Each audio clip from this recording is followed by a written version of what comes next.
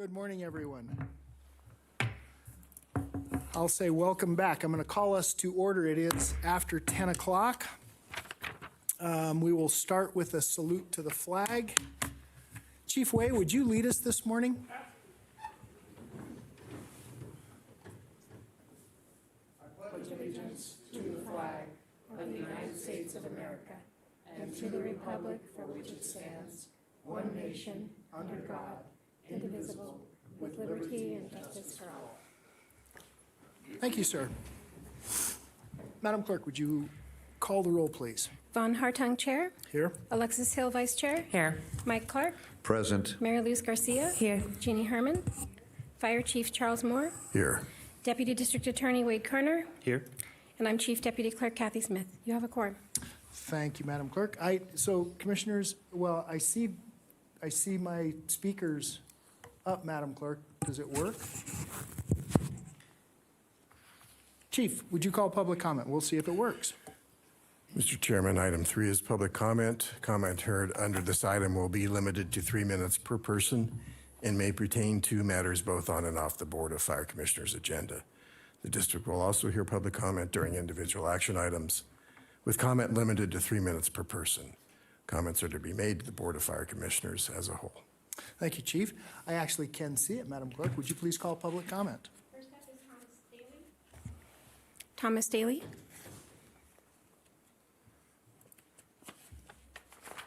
Welcome, Mr. Daly. Morning. Thank you, Mr. Chairman and Commissioners. For the record, Thomas Daly from the Estates at Mount Rose in the Mount Rose Highway Corridor. I would ask that my comments today be entered into the record for this meeting.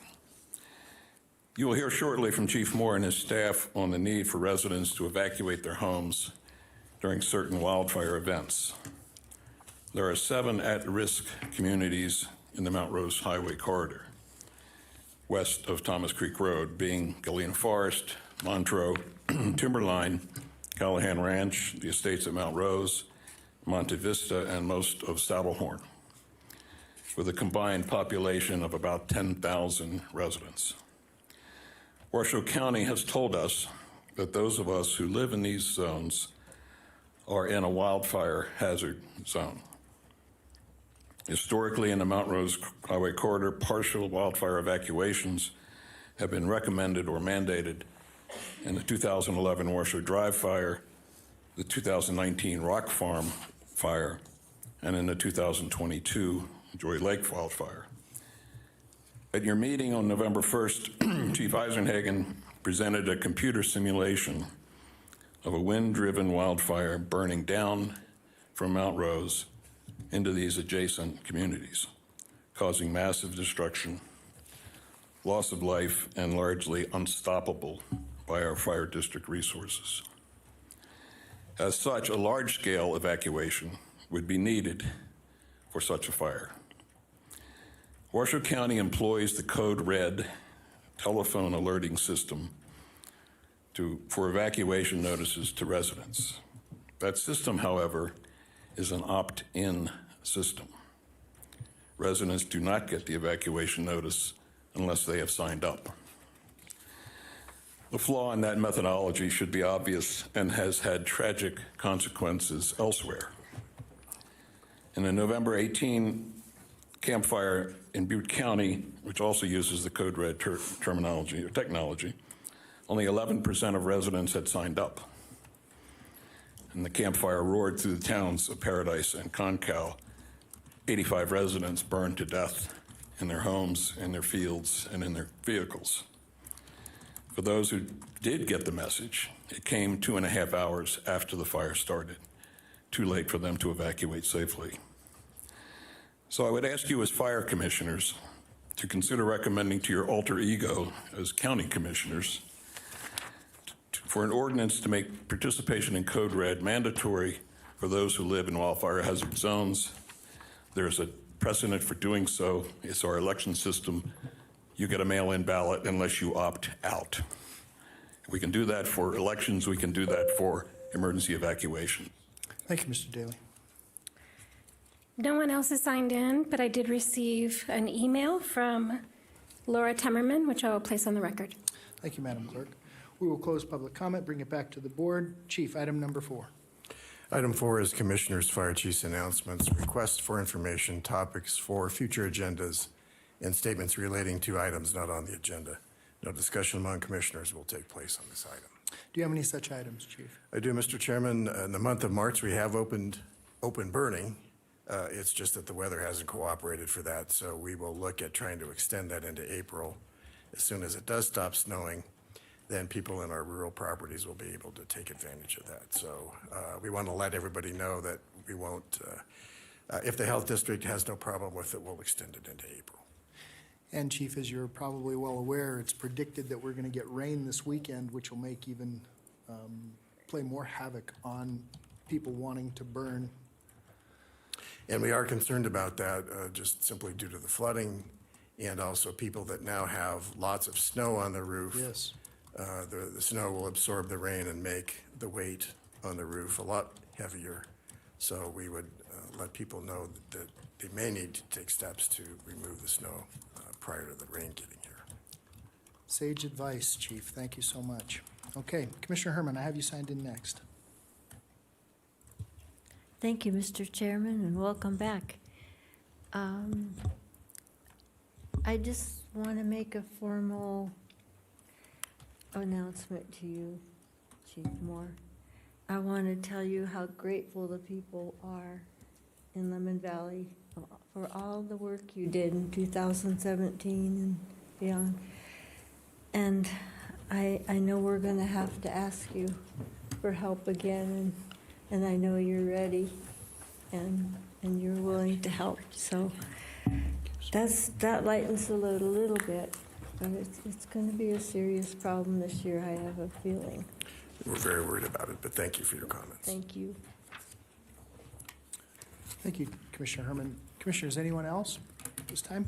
And I have nothing else. I did want to thank you, Chief, for all of the interactions around the region. I know this has been a busy time. It was probably busy this morning, I heard, in Washoe Valley again.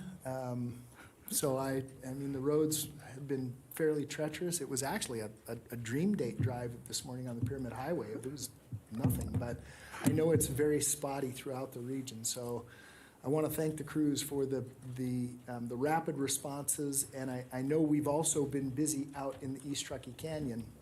There have been quite a number of incidents out there. So I look forward to getting that Apple station. Working on it, Mr. Yes, sir. Okay. Commissioners, anyone else? All right, we will close item number 4, and that takes us to item number 5. Chief, I've got a note here that is requesting that we pull item D from the consent agenda, which is item number 5. Is that correct? Yes, Mr. Chairman. Okay, we're going to pull item D, which is a recommendation to approve a donation of surplus equipment. You can bring that back to us at a later time. Chief, would you take us into the consent agenda, please? Yes, Mr. Chairman. Item 5 is consent items A, B, C, and D. Okay. Commissioners, are there any questions on the consent agenda? No questions, Mr. Chairman. I'm happy to make a motion for approval. Hold on just a second, Madam Clerk. I don't see anyone signed in. Do we have anyone signed in on the consent agenda, item number 5? We do not. Okay, I will close public comment, and I'm looking for a motion. So moved. Second. I have a motion by Hill, by Vice Chair Hill. The second one I heard, although I heard it was kind of an echo over here, the second one I heard was Ms. Garcia. We have asked for public comment. Motion and a second. Is there any other discussion? Seeing none, all those in favor, please signify by saying aye. Aye. Any opposed? Motion carries unanimously. Chief, that takes us now to item number 6. Would you take us into that, please?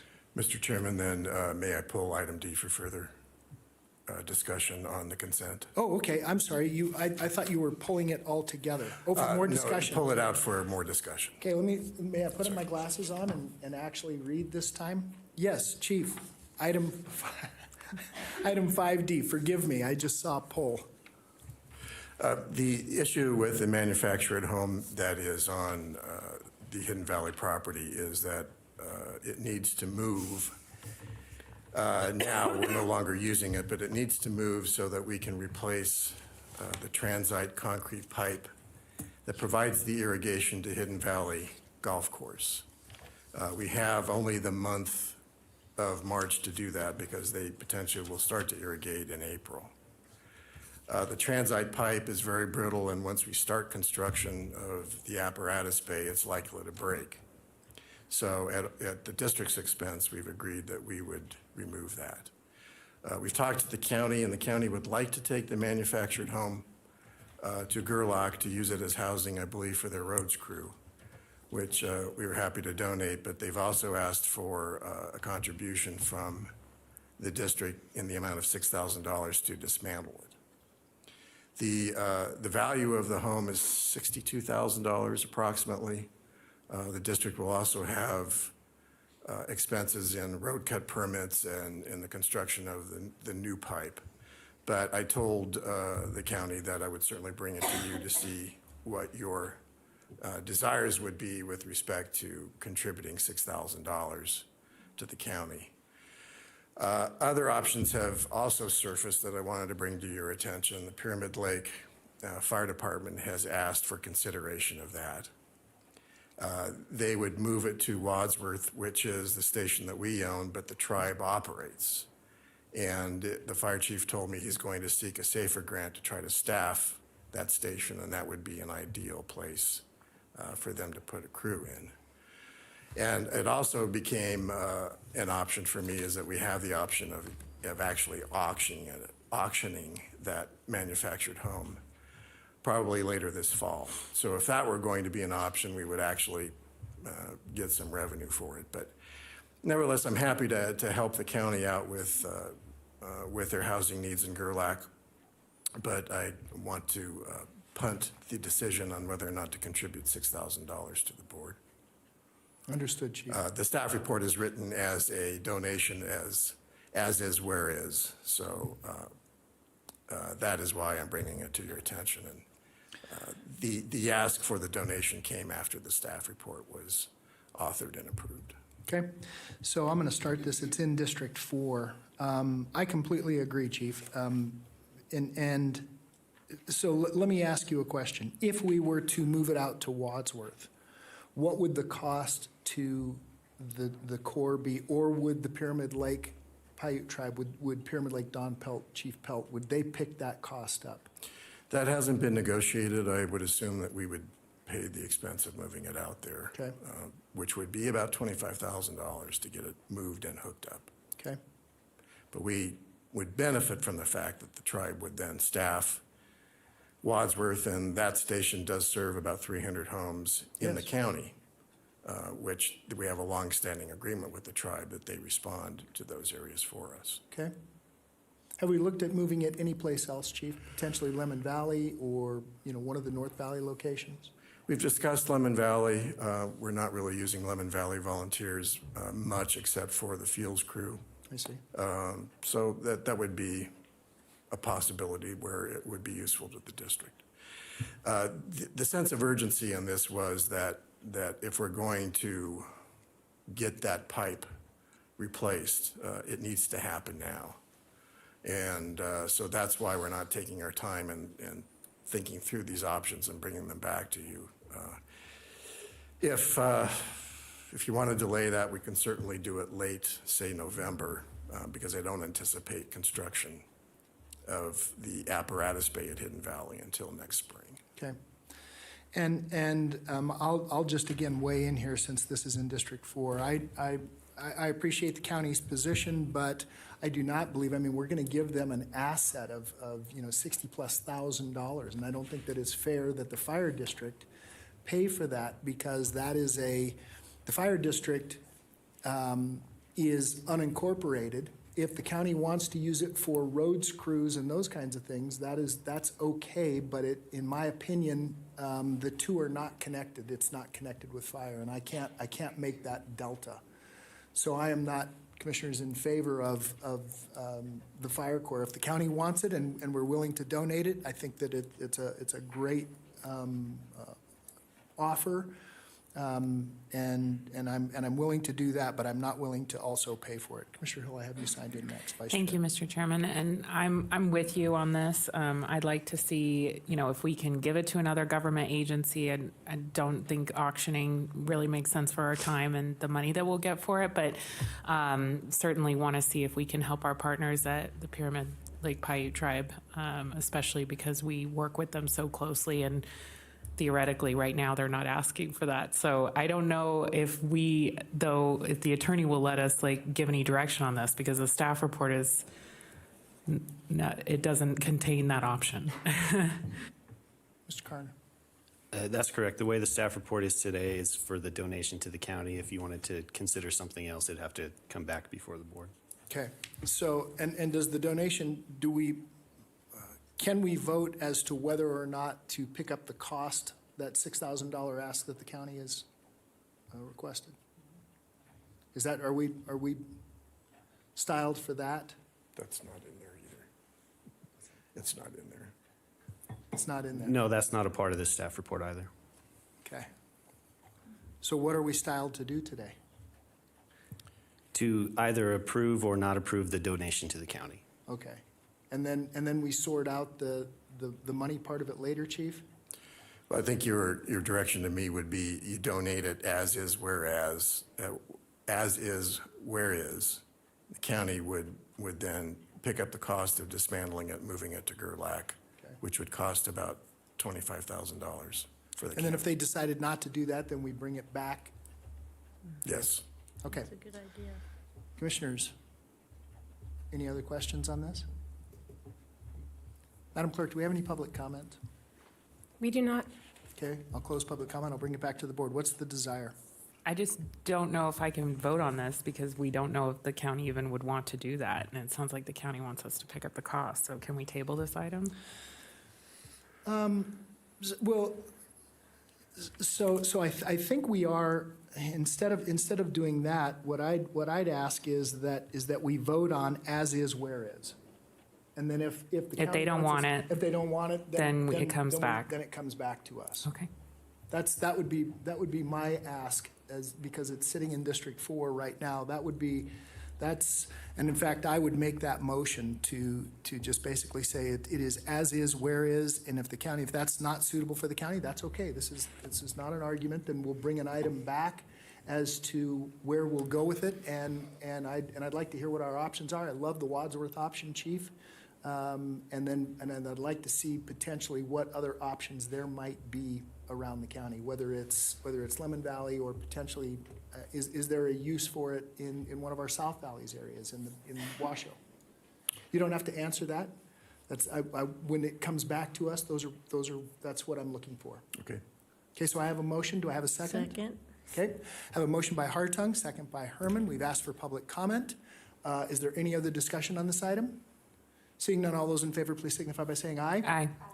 Opposed? I believe motion carries unanimously. Please affirm your votes. Okay, thank you. All right, Chief, forgive me. That now takes us to item number 6. Thank you, Mr. Chairman. Item 6 is presentation regarding Washoe County's deployment of new evacuation software and the challenges faced with community-wide evacuation actions. This item will also include a discussion about evacuation specific to wildfire incidents. And Ms. Kelly Echeverria, your Washoe County Emergency Manager, is here to discuss, I think, is a game changer for us in the way that we evacuate. It all comes down to getting information to people so they can evacuate or not evacuate or make appropriate decisions. So I'll let Kelly go through her presentation. Ms. Echeverria. Thank you. How are Thank you? I'm well. How are you? All right. So as the chief has mentioned, we have the opportunity to implement a software that will help us with evacuations. I'm going to run through just some of the basics that we can build on throughout the presentation, and then Noah is here from Perimeter, and he'll speak more to the nuances of the program. So as you know, we have 13 hazards identified in our hazard mitigation plan. We plan for all of them all the time. So we train and plan for all 13 hazards any one or some could impact our decision to ask for an evacuation or order an evacuation. But today, obviously, we're here for fire. So we'll focus on that a little bit more. My emergency management has 5 preparedness priorities in our integrated preparedness plan, which we look at everything that we've done over the past year. Every year, we do this annually in December, and we identify what gaps we found in our exercises, in our real world responses, and how to close those gaps with training, planning, equipment, or programs. And so you'll see that those are operational coordination. How do we all work together? Operational communication. How do we communicate amongst ourselves and with the public? And I'll tell you that one is always number one as far as an issue in any response nationally, not just here locally. Mass care services. So sheltering, that sort of thing, community resilience, and fatality management services. Those are our top 5 priorities for the next 3 years. So we hope that this program will address the top 2 specifically, and then touch on 3 and 4 as well. So how do evacuations work? I wanted to cover this because everyone has a different perception, which is their reality, of how evacuations work, who makes decisions, how the information is pushed out. So just to make sure we're all on the same page. An incident occurs, a threat to the population is determined.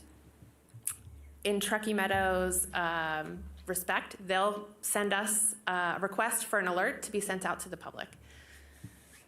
We activate the Emergency Shelter Council. Now, we have changed kind of the procedures to streamline information so that these decisions can be made incredibly quickly.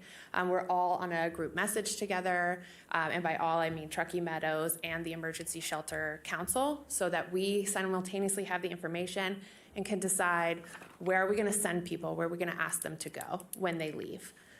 A location is determined, and included in the alert, and then the alert is sent. So the information included is the type of threat. For instance, there's a wildland fire in the area. If you live in this area, please evacuate now. Here's where you're going. Check traditional and social media for more information. That is an issue because it's difficult to be able to send information that way, right? We only have so many characters that we can include in an alert. We're always following best practices set forth nationally in alerts. But when I have to say, if you live between A Street and B Street, Main Street and, I don't know, 2 Street, please evacuate. I mean, I've lived in my house for 6 years and I can't tell you all the roads in my neighborhood. So I would have to look that up and it takes time and it's not efficient. We also have recently launched Emergency Washoe, where we send the community for information in an emergency. But again, that takes time. So how do we overcome that?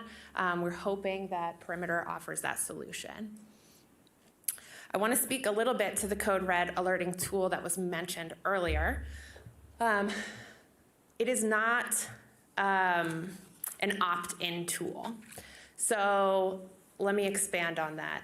You can sign up in Code Red, but what you do when you sign up is select your preference for how you communicate. Do you communicate primarily via email, social media, text, voicemail? How do you want us to contact you? We're going to select all of those boxes when we're sending an emergency alert, but you're going to receive it in the manner that you choose if you sign up. We send emergency alerts through EAS, which is the womp womp that you hear on the radio and on TV. So those go out, but we also send wireless emergency alerts. So we're going to select an area on a map and send the alert to that area. If your cell phone is in that area, you're going to receive the alert. It's not a choice. Historically, people referred to Code Red as reverse 911 because we had landlines, and that's how people primarily communicated. You can still sign your landline up, and if that is the only method of communication that you have is a landline, which is few and far between these days, but then you would need to sign up for that area. I mean, we do work on getting numbers from our regional 911 dispatches, but you would have to, that was the only scenario, if that was your only primary way of communication, is reverse 911, or reverse dial. So if you have a cell phone or email or social media through some other avenue where that is your method of communication, you're going to receive the alert. That's how we're going to send it. Code Red also allows for communication with deaf and hard of hearing populations as well, so we include that option in our alerts. We select every box that we can when sending an alert because we want to reach as many people as possible.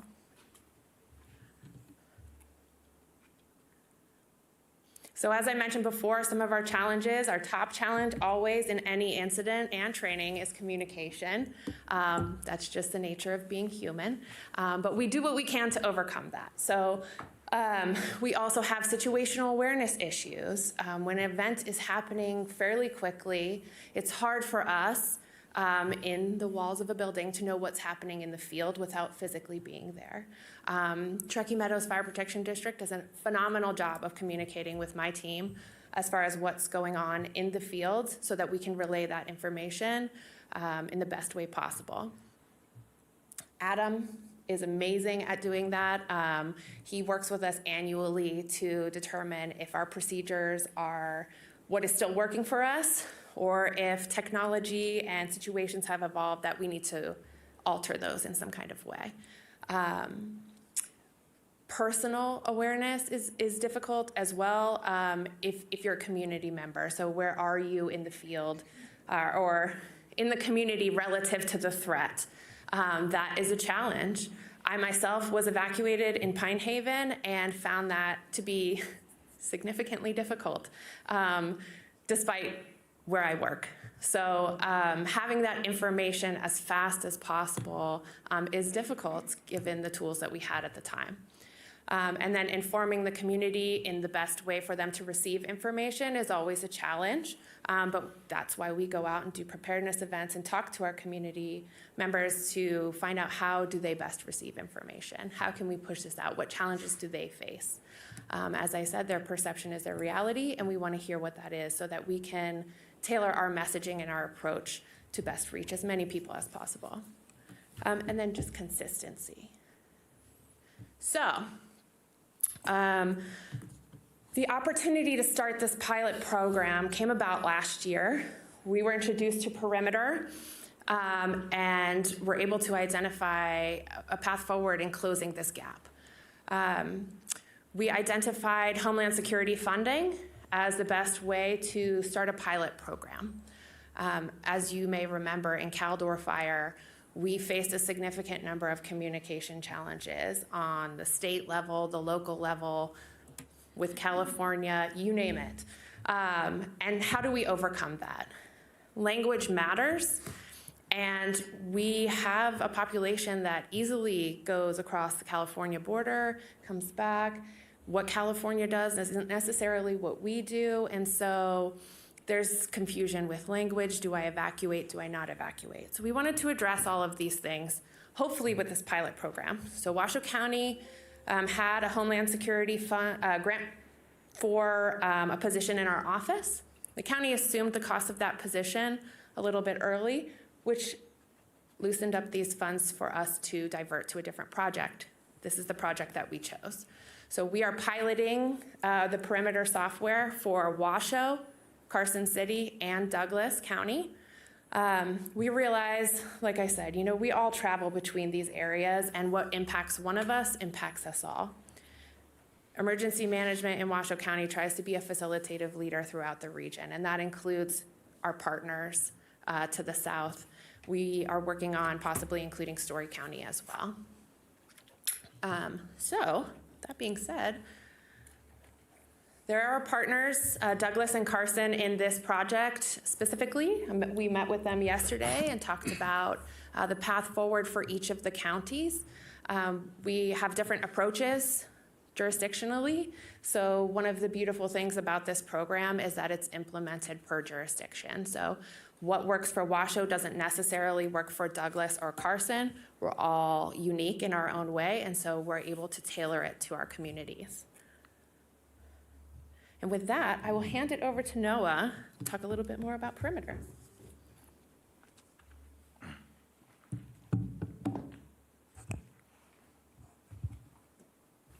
Welcome. Would you identify yourself for the record, sir? Thank you. Hello, I'm Noah Wu. I'm, excuse me, I'm the technical lead of Perimeter, and I'm here to tell you about the work that we're doing with Washoe County. Let's see. So, what is Perimeter? We are a evacuation management software that enables real-time communication between fire, law, emergency management, and the public during disasters, such as wildfires and floods. And here's how Perimeter, the platform, will be utilized by public safety in Washoe County. First of all, there is pre-planning that can be done by public safety. Due to the dynamic nature of the incidents in Washoe County, we will also support the real-time creation of evacuation polygons during an incident. Emergency management can also input evacuation routes, closures, and mark any other evacuation data and hazards on the platform. Secondly, Noah, hold yes. on just a second. So you said, and you're using terminology that we're not familiar with, at least Okay. I'm not familiar with. No worries, yeah. You know, you spoke about the polygons, which is good. I understand that. But will you have predetermined routes, and how will you predetermine those routes based on what the incident is? Yeah, that's a great question. So this is what Callie was speaking to. Oh, yeah, go ahead.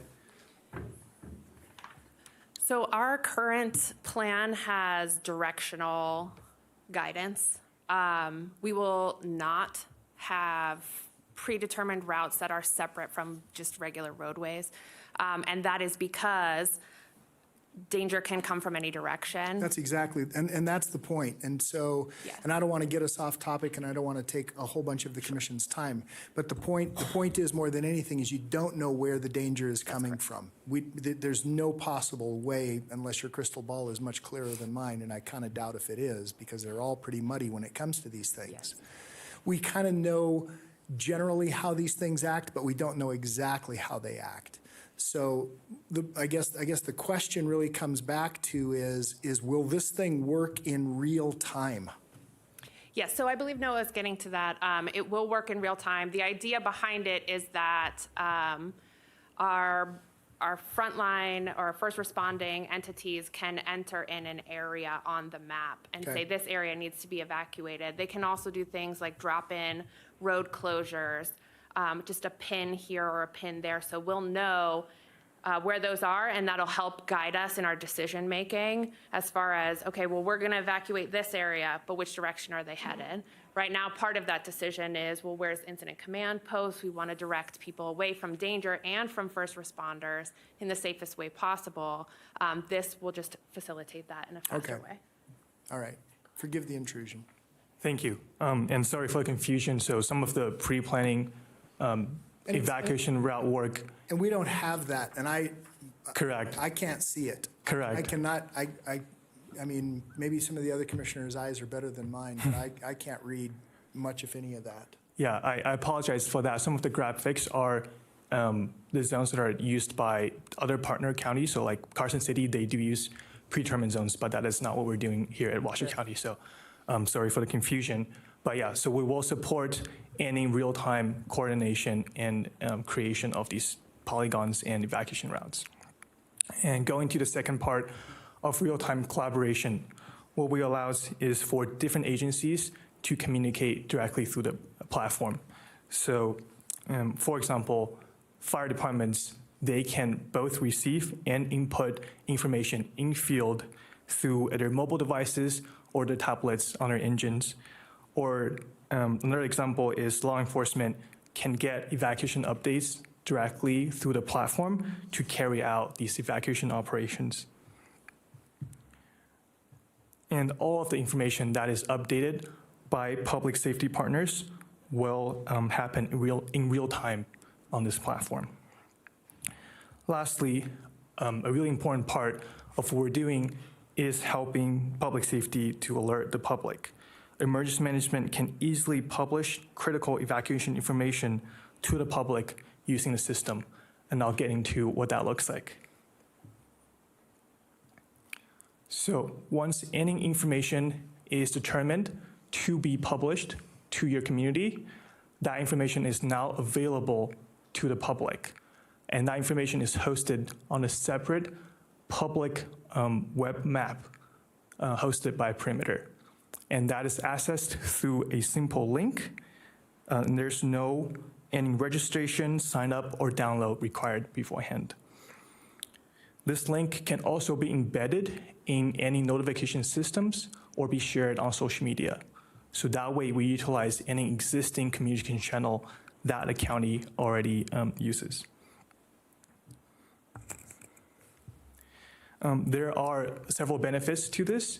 So since there is a link that leads up to a real-time map, your residents can easily see where they are, and they can see whether they are in an evacuation zone or if there are road closures or hazards around them.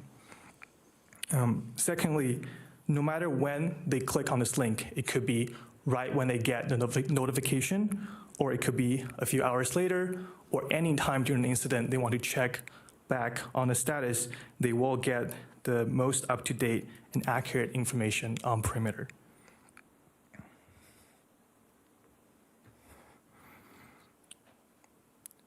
So here are some small technical details. The Perimeter platform is designed for real-time data updates. You don't have to go find the latest alert. You don't have to refresh your page. All information that is updated will reflect in real time for both public safety users and the public. We are designed for low quantity environments, and that is mostly for your first responders who are out there in the field who might not have a lot of cell reception. We make sure that the platform is very accessible, even during an incident, and is very easy to use under a high stress environment. We integrate with all the department tools that a county already uses, such as geospatial information systems and alert channels. So then there's no additional workflow that's created to our first responder partners.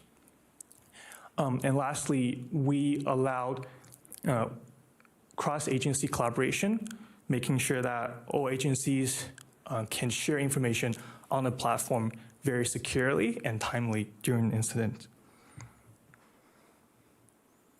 So yeah, that is the work that we're doing with the county.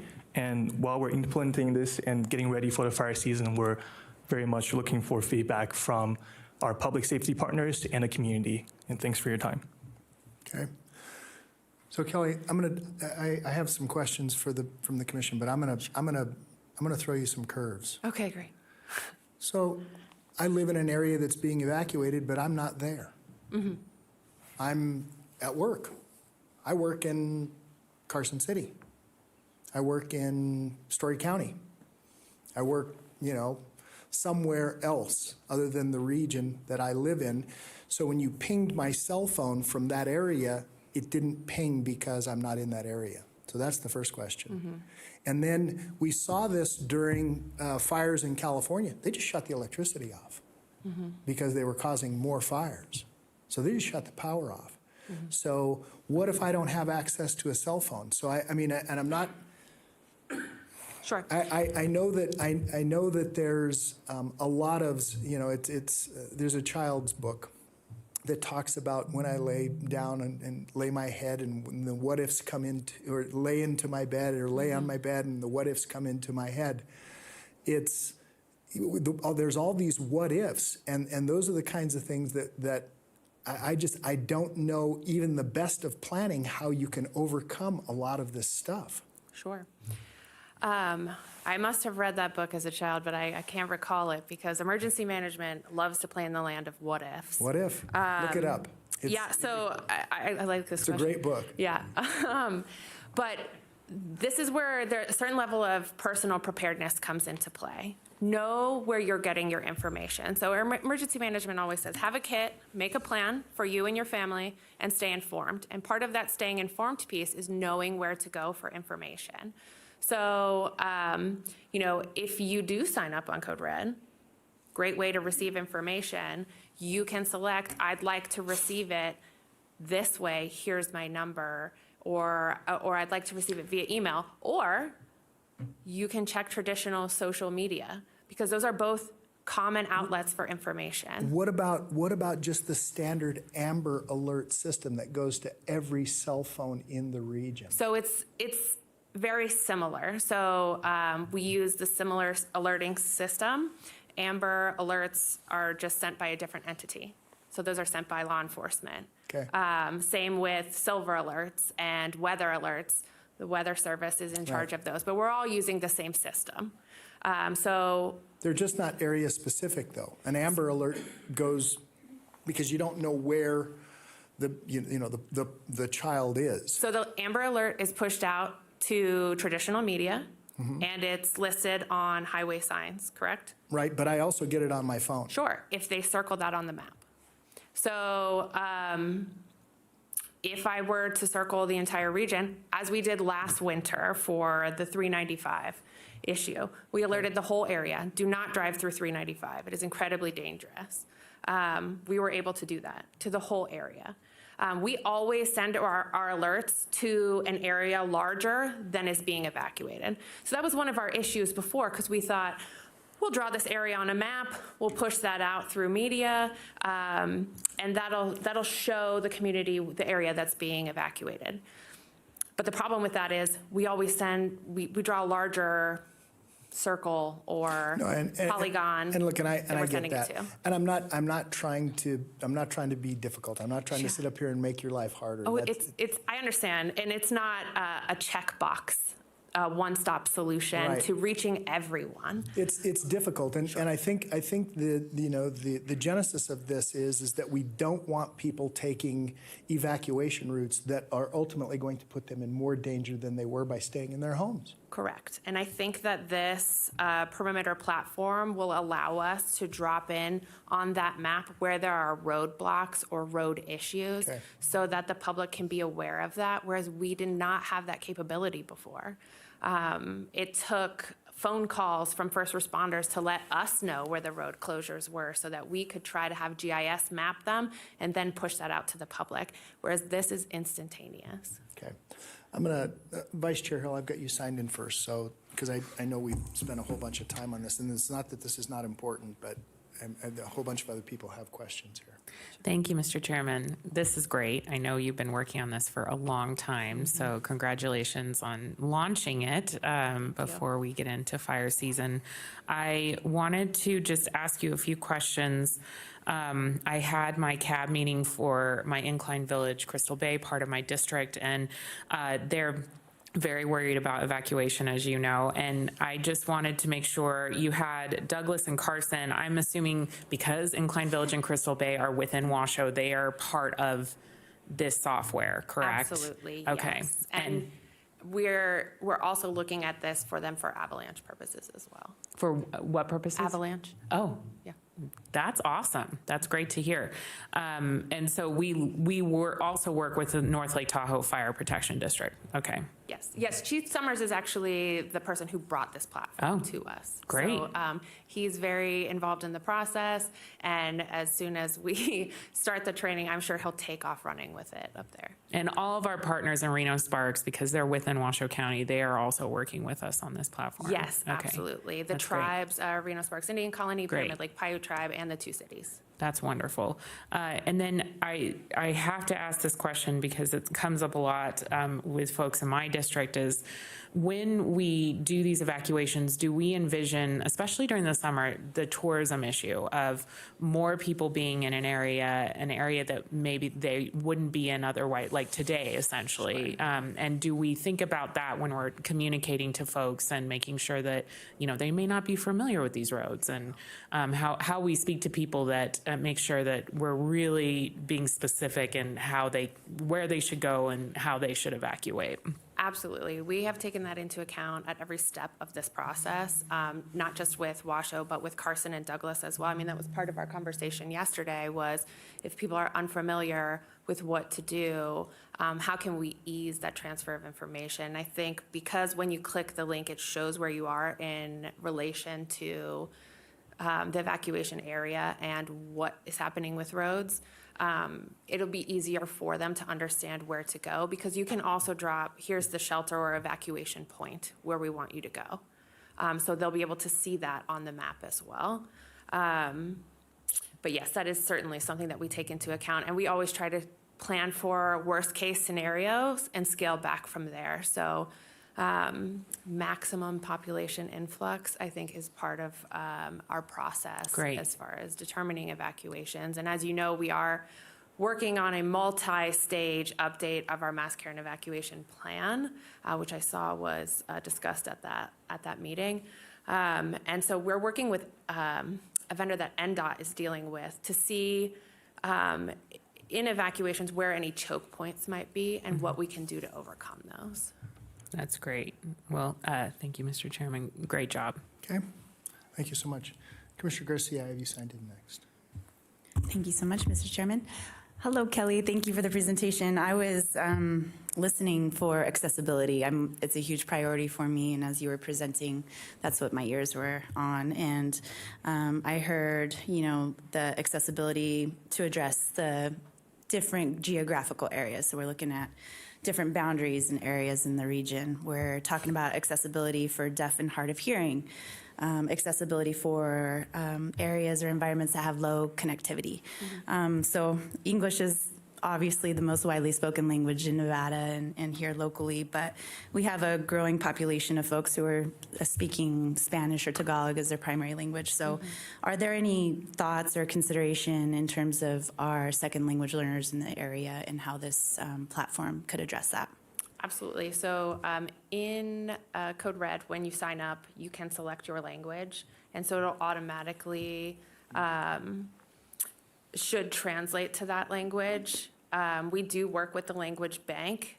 So if there is an area that we know of that has a high population that speaks a different language, we'll reach out to them very quickly, and they have always been fast to respond, and they'll send us the language, and then record a message. So it's a person's voice that they're hearing. It's not just like translate text to voice in that language, so that it minimizes on the weird translation that computers do.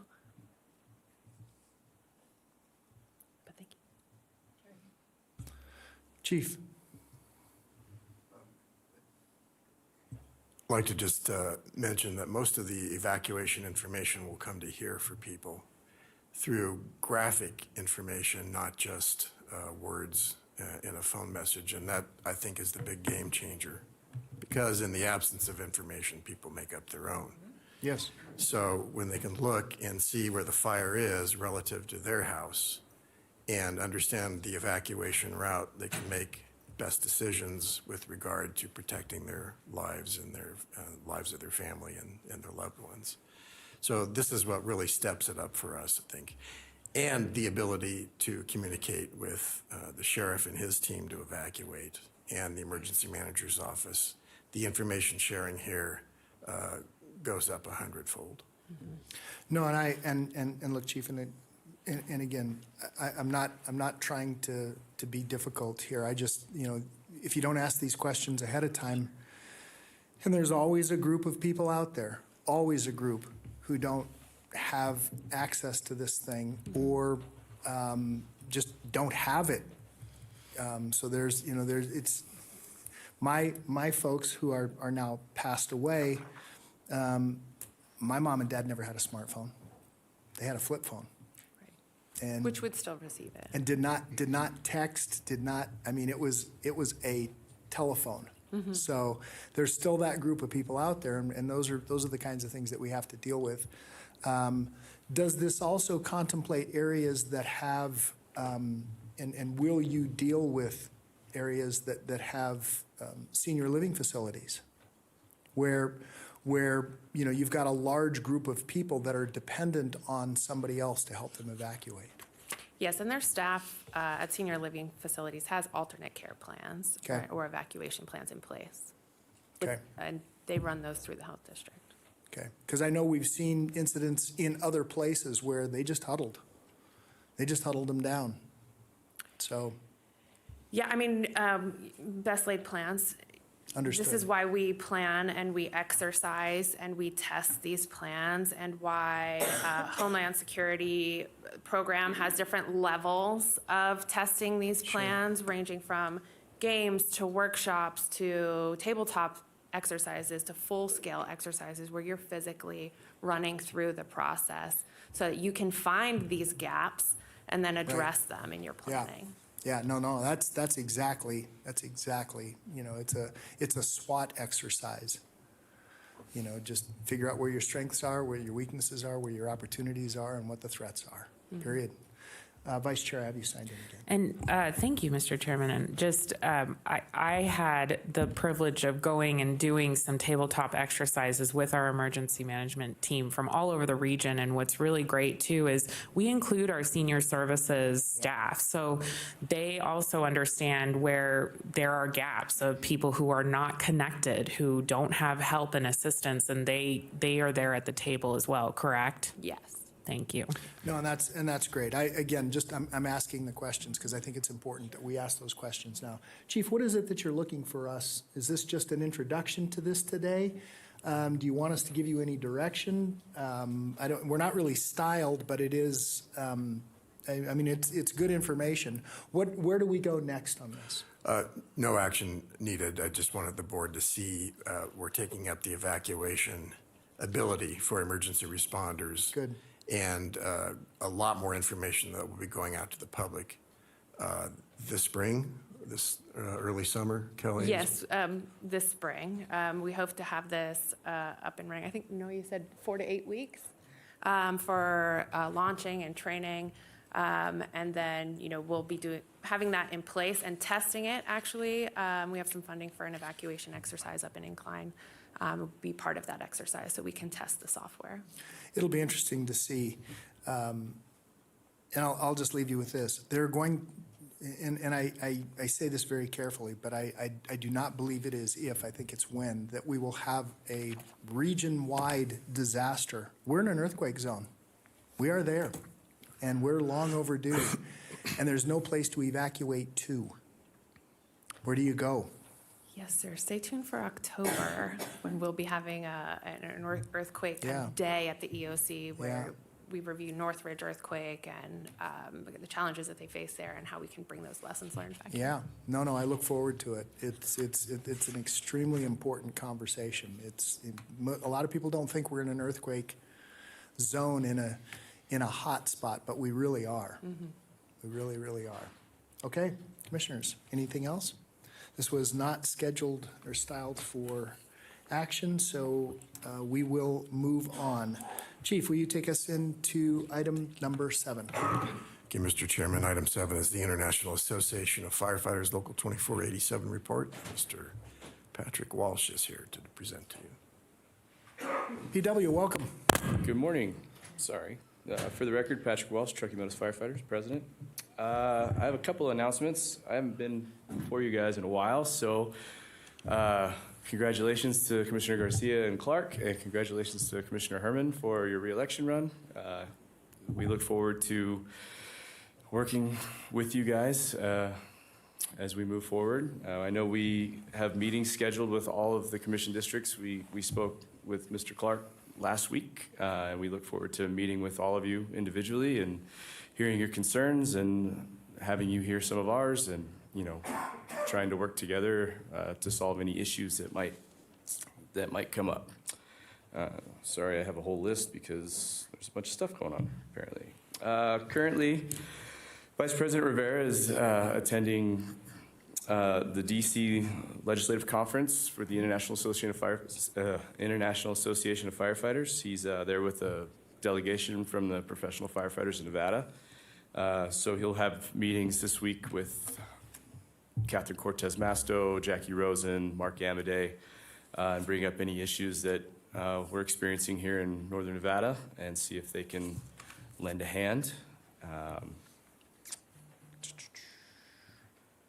I know Vice President Rivera already mentioned it, but I'm going to mention it again. On April 24th, we're having our 11th annual Guns and Hoses tournament. It's our annual golf tournament at Lake Ridge Golf Course.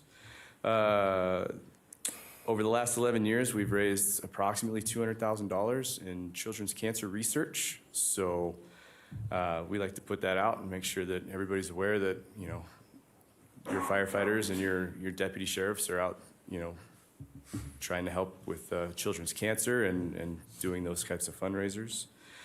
And that's on, again, April 24th at Lake Ridge. If you guys can attend, I know the golf tournament itself has been sold out for a while, but it'd be nice to see your guys' smiling faces and make an appearance and say hello. Also on April 27th, we'll be sending out formal invitations to all of you, but the Professional Firefighters of Nevada will be dedicating the new Fallen Firefighters Memorial in Carson City at the Legislative Building. We've been working for the past few years having these built and raising the funds to make it happen. So we would really appreciate it. I understand there's quorum problems if you'd all show up, but we would really appreciate it if some or all could be in attendance for that dedication on April 27th. We do have a Truckee Meadows retired firefighter on the wall that's going back up on the wall, retired Captain Tim Lusich. So we're there to honor him and all the other members that have lost their lives due to this line of work. And actually, that's it. Okay. Again, if you guys have any questions or concerns and you need to reach out, we're always available, so don't hesitate. Okay, Commissioners, anyone playing in the golf tournament? I just want to remind everyone to wear 2 pair of pants in case you get a hole in one. Hey-o. Zing. I'll be here all day, folks. Don't All forget to right. tip your servers. Thank you very much. Had to. Dad joke. Sorry. Sorry, Mr. Walsh. I could not resist. But that is a great, I will tell you, that effort for children's cancer is, that's a fine organization. Chief, that takes us now to item number 8. This is going to be hard to follow after that joke, Mr. Chairman. But Fire Chief Supert, I'll go through these quickly in the interest of time. Our strategic plan, next generation, is we're getting started on that. On strategy, the company that does that for the county commissioners is also going to facilitate for us. They want to meet with each commissioner one-on-one so that they understand what your strategic objectives may be. And if you'd like to spend some time with me to understand some of the things that we're working on, or I can help you answer questions in advance of that meeting, be glad to do that. That will be scheduled for some time in April. And we anticipate being done in early summer, late fall, perhaps. Commissioner Herman had asked questions about red fire retardant and concerns about it not being allowed in the future, and we can't find any evidence that would support its discontinuation. So there are some different formulations that are being worked on. But nevertheless, I want to alleviate your concerns that it's still going to be used. They would be PFAS-free, Chief. Is that the move? Pardon me? That they would be PFAS-free fire retardants? I'll have to defer to Chief Eisenhagen. You said there are some different formulations, so I would assume that would be the direction. Good morning. For the record, August Eisenhagen, Division Chief over the wildfire fuels. wildfire fuels program. So I reached out to my counterparts at Nevada Division of Forestry as well as Carson City District BLM and the state BLM aviation officer. They're the ones that contract all the retardant bases. From what they said, there's no intent to change the actual formula of the chemicals used in the retardant. That's all proprietary. The two pieces that are up for discussion is, number one, how much dye is put into the retardant so that it doesn't stay visible on the hillside for multiple years. And then secondly, over the next 2 years, that contract comes up for renewal. So they could be shifting which vendor is providing the retardant, but those are the only two irons in the fire currently. Okay, thank you. Chief.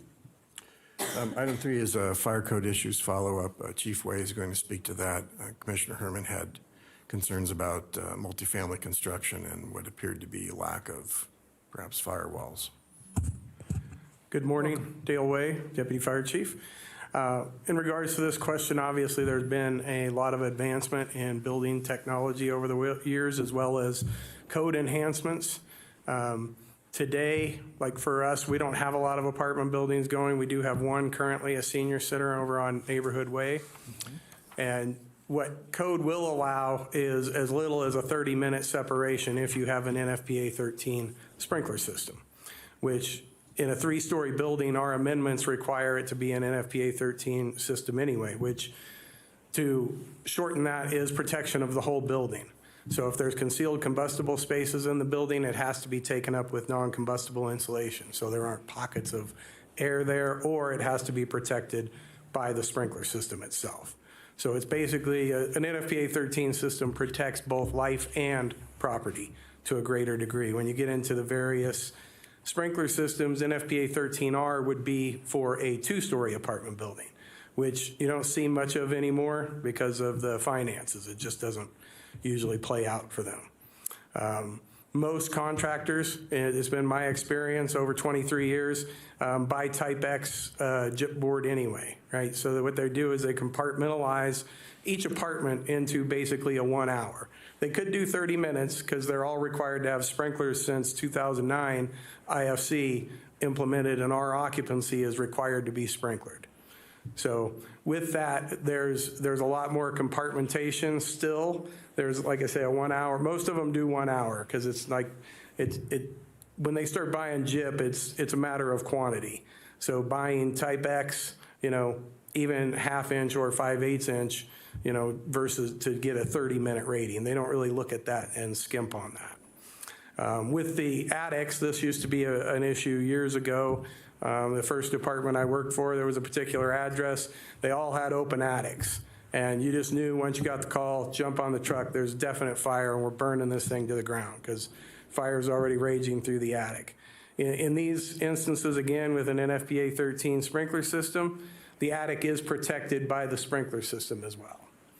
So just different levels of protection.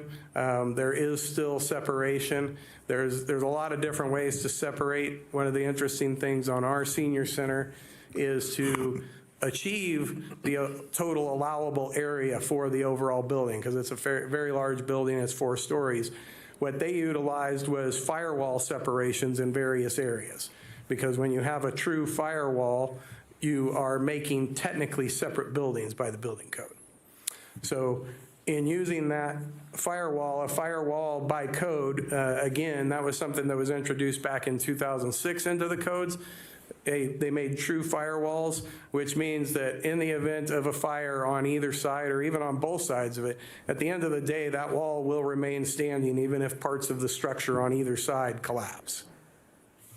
So don't use firewalls a lot, right? They usually try to use building materials that get them to the allowable areas that they generally need, but it is. And they can have openings, but they're openings, doors in between those various areas, because that's what they do. They have doors in the inner hallways, which are fire-rated doors that are attached to the fire alarm system. And in the event of a sprinkler, fire alarm activation, anything, the doors automatically close because they're normally open. Same thing you would see in like a lot of hospital corridors.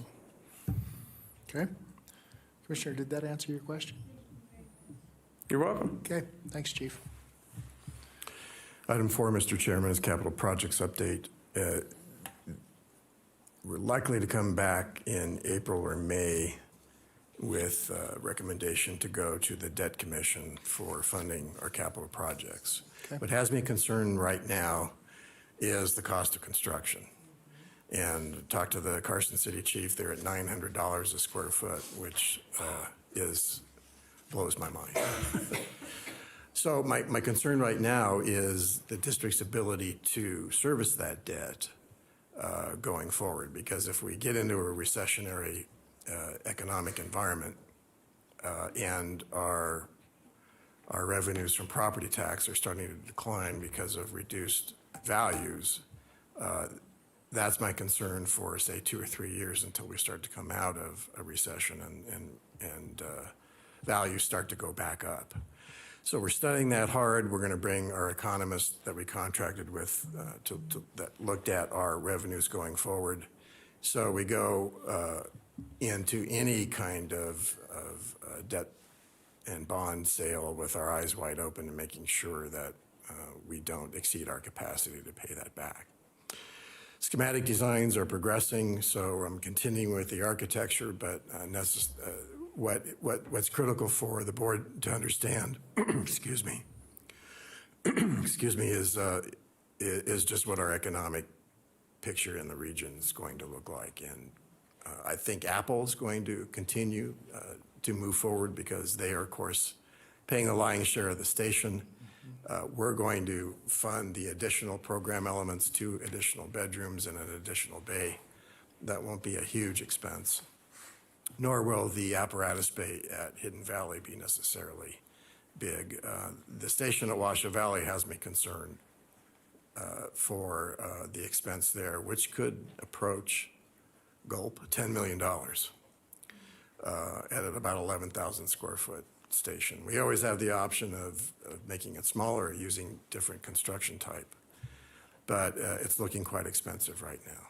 So the decisions to move forward on that construction will be coming in the next 2, 3, 4 months. I still am committed to getting that station done, but for the aforementioned concerns, we'll be taking a close look at that. Okay. All right. Item B, I'll let that stand unless there's any particular questions on the monthly Okay. Look report. forward to you bringing capital projects back, Chief.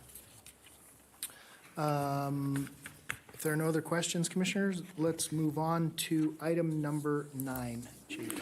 Item 9 is a presentation, discussion, and direction to staff on the configuration of a new ladder truck for the district.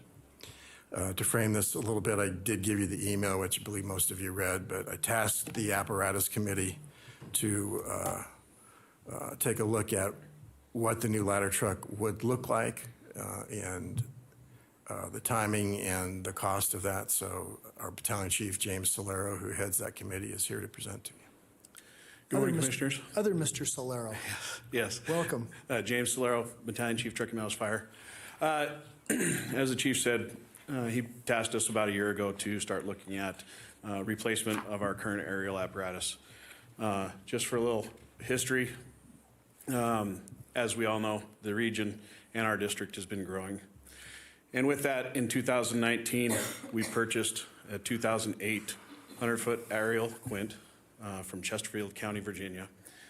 And the purpose of that was to start towards this mission expansion that we have based on the ISO rating that we had that year, where we determined that we could help our citizens lower their insurance costs at our next review that may happen by utilizing our own apparatus instead of mutual aid resources. With that, we have been in use since 2019. We went through the training, and we currently have the apparatus at 104,000 miles, and it's 15 years old. In 2021, the board was given an apparatus replacement program, and that stated that a frontline aerial apparatus, as this is, would last for 15 years, and then it would go into reserve status. As of this year, it's 15 years old, and we're starting to see some wear and tear on it. So we're looking at the next ladder that we would like to purchase, but if we went ahead and issued a purchase order right now, it's not going to show up for 39 to 41 months based on supply chain issues, et cetera. So we looked at two different types of aerial apparatus. Currently, we run the straight truck tandem axle that's on the left of that picture, and we also looked at the tractor drawn aerial, or a TDA. We did some quick comparisons for you. I mean, we did a lot of comparisons, but these are the most important ones right here.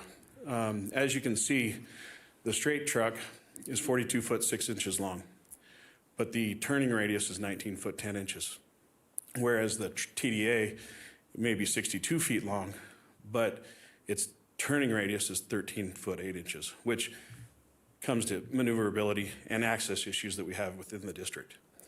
Additionally, the TDA is a little bit lighter, which helps on the roadways. However, the straight truck does carry more water, okay? So as we went through the pros and cons of this, it's pretty much even across the board, as you can see. So we looked into it a little bit deeper, and that's why we looked at these comparisons. And we wanted to look at into the future and how what we choose now is going to help us expand our mission over the next 20 years. And that comes down to access. Many areas in the south, Montreux long driveways. The foothill area, short, narrow roadways. Sun Valley, narrow roadways, tight turning radiuses. The North Valley is where the industrial complexes are. When there's no semi-trucks there in the warehouses and no employees, those are wide open areas. But once you start adding those, it gets a little tight. So we started looking at access issues and maneuverability. In addition, the logistical needs. We wanted to look at this and say, on a fire, on a rescue, on an extrication accident, how can we best get our logistical needs to that incident? Because that's what one of the biggest things that we can do with this truck. And we looked at the extrication equipment, airbags, larger extrication equipment that would be taken to these incidents, ventilation equipment, it can carry multiple fans, salvage covers to help our citizens' private property, CBA cylinder storage, that's a huge one. Right now, each of our trucks or our Type 1 apparatus carries 2 cylinders per air pack, so you get 8 cylinders on there. In a long-term fire, we can eat through that pretty quickly. So then the battalion chiefs have some in their rigs, but we end up having to go get some and bring them back. This ladder will hopefully be able to bring that along with it. And there's other expanded specialized tools, longer handled tools, lighting equipment, etc. Training, similar for both, but the TDA will require a little bit additional. The nice thing about having the 39 months till it shows up is we'll be able to get that training done prior to it being here. So with that, we wanted to let you know that in the budget that the chief's going to be proposing is we have suggested the TDA. And it has to do with the capacity to carry that additional logistical equipment and the maneuverability and access issues that we do have. In addition, it'll be able to be utilized as a region. We'd be able to use it as a regional partner with the city of Sparks, where we do a lot of work, mutual aid, automatic aid with them right now, and the city of Reno as well. Okay. Do you have any questions? Yeah, so historically, and it's interesting that you brought this to us, Mr. Solero, because historically the straight truck was sort of preferred as we talked about this, Chief, and the tractor drawn or the one with the tiller, as it were, that I'm told that's kind of the street name for it through firefighters, was better in urban areas. And that's really why, because of tighter turning radiuses. Correct. But I think we've learned that we have a lot of those same issues. And because of just the nature of some of these older suburban areas. That is correct. And in addition, nationwide, there has been an increase in the tractor-drawn aerial for all departments as well, yes. Right. Key is you've got to have someone who can drive that rear. We've seen accidents here in the region, sadly, where we've just got to be very, very careful with it. That's correct. And that's why we're going to utilize that 39 months to get ready for that apparatus when it arrives. Right. I think it's a great idea. I think it's a good addition to our fleet. That's just me personally speaking. Commissioners, any questions on this? Chief, what is it that you're looking for? Sorry about that. This is just informational. Commissioners, next month I'll be bringing you a recommendation to place the order. Okay, Again, no money down deal. okay. And Drive that little beauty off the lot? right. 39 months is the build time. Okay. And then we'll actually have 2 ladder trucks in the district. One will be the tower and one will be the tiller drawn. Okay. Is Pierce the only manufacturer of these things? Or are there other No, it is not. manufacturers? They are not. There are multiple manufacturers. Okay. Are we going with Pierce again? I'm going to let. It's a yes or no. I believe we're going. It's not necessarily. We're going through a. I'll let FEO McNaught talk about that.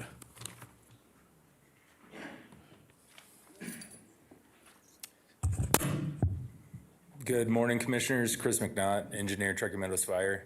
Pierce is not the only builder for aerial apparatus. We have the ability, and luckily we have the ability to have a service center within 50 miles for Pierce. Our fleet currently is mostly Pierce, and it just makes sense for parts ordering and serviceability and familiarity with the apparatus. That wasn't a pejorative comment Yep. about No, no. Pierce by any stretch. Yeah. That wasn't the intent of saying that. Yep. It's just, sometimes when you're dealing with a single manufacturer, you're at the mercy as opposed to having multiple manufacturers where, you can wiggle. Yep, understandable. And if we're lucky enough also to go through a purchasing program, and we're a fleet customer through Pierce, Okay. which gives us price breaks, and we've been working that out for quite a while. And if we were to go to, say, an RFP process for this instead of going through a purchasing, we may end up with a, small reduction in price, but we'd Okay. end up with possibly 12 to 14 months additional time Okay. to get the RFP process out there. Okay. So Chief, when you bring this back to us, give us the option of looking for one that's used as well and make the case for us as to why it's better to buy new as opposed to used, which we did before. I think that's prudent. Would you guys agree with that? Okay. Any questions for Mr. Solero? Mr. Chairman, just because this is a specialty piece of equipment, we don't have to do RFP? Utilizing the purchasing agency, yes. Okay. It's a group that's already out there, and through the purchasing department, we can use that purchasing agency. And that's permitted through NRS, okay. Thank you. Okay. All right. Thank you so much. This is style for action, for possible action. Madam Clerk, do we have any public comment on this item? We do not. Okay, I will close public comment. You have, I think, enough direction, Chief. That takes us now to item number 10. Thank you, Mr. Chairman. In the interest of time, may I take 10 and 11 together? They're essentially Please. similar. That would be fine. And Combine those I'm two. also going to paraphrase. Item 10 is a recommendation to approve continued purchases of needed supplies that exceed $100,000 that are mostly for fuel, tires, and other needed items for fleet.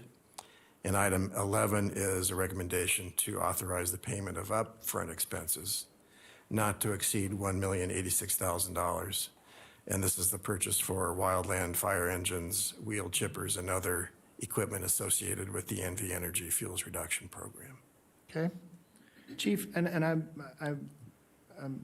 just ignorant as to why a drone would cost 30 grand. That must be a really good drone. It would have a lot of capability that you wouldn't necessarily find one on the shelf. We're looking Okay. for one that would have infrared Okay. capability so Oh, that so it would have like FLUR? we can see hot spots when you fly it over Okay. a wildland fire. We Got can it. see people that are lost. Got it. Okay. That now makes more sense to me because when I looked at a 30 grand price for a drone, I'm like, wow, that must be an amazing drone.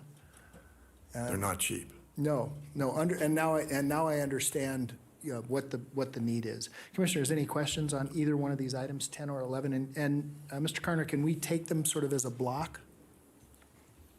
Yes, you can take those as a block. Okay. Any questions on those? Okay. Madam Clerk, is there any public comment on either item 10 or 11? No one is signed in for either one. Okay, we will close public comment, bring it back to the board. Looking for a motion. Move to approve items 10 and 11. I'm so sorry, Commissioner Herman. Okay, so moved. How about a second? Second. Okay, so I have a motion by Commissioner Herman, second by Vice Chair Hill. We've asked for public comment. Is there any other discussion? Seeing none, all those in favor, please signify by saying aye. Aye. Aye. Are there any opposed? Motion carries unanimously. Okay. That takes us now to, please affirm your votes.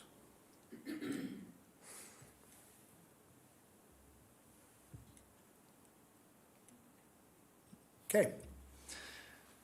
Thank you so much. That takes us, Chief, to item number 12. Item 12 is discussion and possible approval of the annual evaluation process for Fire Chief Charles A. Moore, including questions and a proposed list of evaluators, and a possible discussion of goals and objectives for next year's review.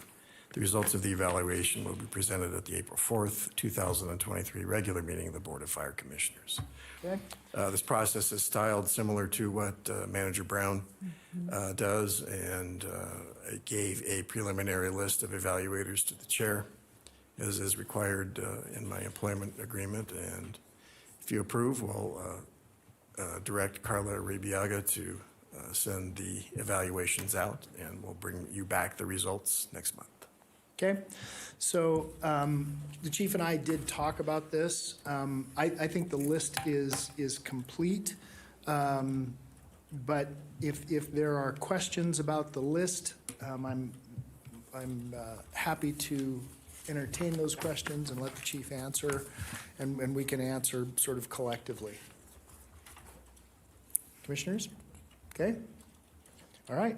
Madam Clerk, is there any public comment on item number 12? No one has signed in. I will close public comment, bring it back to the board. Looking for a motion. Move to approve. Second. Okay, so I have a motion by Vice Chair Hill, second by Commissioner Garcia. Is there any other discussion on this item? Seeing none, all those in favor, please signify by saying aye. Aye. Aye. Opposed? Motion carries unanimously. Please affirm your votes. Okay, so Chief, I have a note that you would like to have a closed session today. That's correct. Item 13 is a possible closed session for the purpose of discussing labor issues. And I think the way we normally do this is you would take item 14 as your last announcements and requests for information. Correct. And then we'll adjourn to the caucus room and then take final public comment. So what we'll do is we'll go into recess and then we'll do our adjournment upstairs is what we'll do. So, all right, Chief, take us into item 14 if you would. Item 14 is Commissioners, Fire Chiefs announcements, requests for information, topics for future agendas, and statements relating to items not on the agenda. No discussion among commissioners will take place on this item. Chief, do you have anything else? I wanted to mention tomorrow's memorial service for the souls lost in the Care Flight incident. Parking is at the Reno Sparks Convention Center. The doors open at 1, and I believe the service starts at 2. Okay. Commissioners, any questions on that? Okay. Anyone have any comments at this time? Okay, I will close item 14. Here's what I'm going to do, though, Chief. I'm going to take our final public comment down here. Madam Clerk, do we have anyone signed in on item 15? We do not. Okay, I will close item 15. We will still take another public comment. We will go into recess for our closed session.